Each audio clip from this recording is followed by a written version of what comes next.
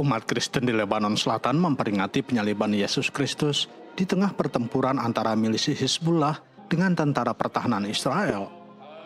Seperti banyak orang Kristen di tempat lain di Lebanon Selatan, penduduk marah dan takut rumah mereka akan menjadi sasaran tembak dan keluarga mereka terpaksa mengungsi secara permanen dari desa leluhur mereka di dekat perbatasan Lebanon Israel.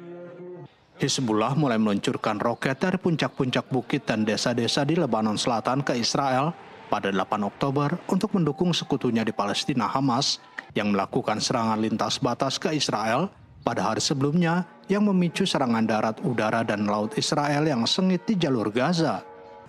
Kebencian penduduk desa mencerminkan kritik dari para pemuka agama dan politisi Kristen yang menentang Hizbullah yang telah lama menuduh kelompok tersebut merongrong negara melalui kepemilikan persenjataan kontroversial yang melebihi persenjataan tentara nasional dan memonopoli keputusan perang dan damai.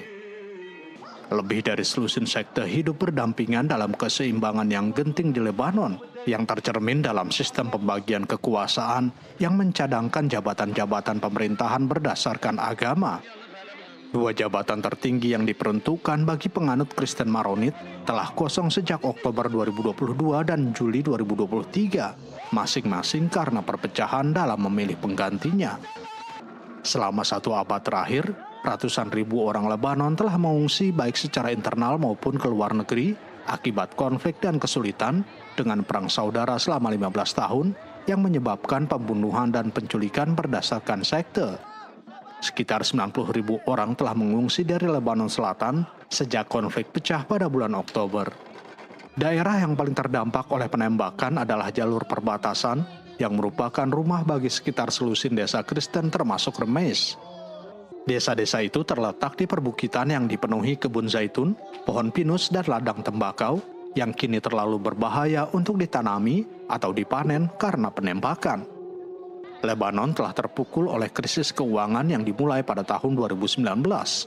Desa-desa di bagian selatan yang didominasi Muslim Syiah telah mengalami pukulan ekonomi yang parah yang memicu kekhawatiran di kalangan penduduk setempat akan adanya eksodus Kristen. NTV melaporkan.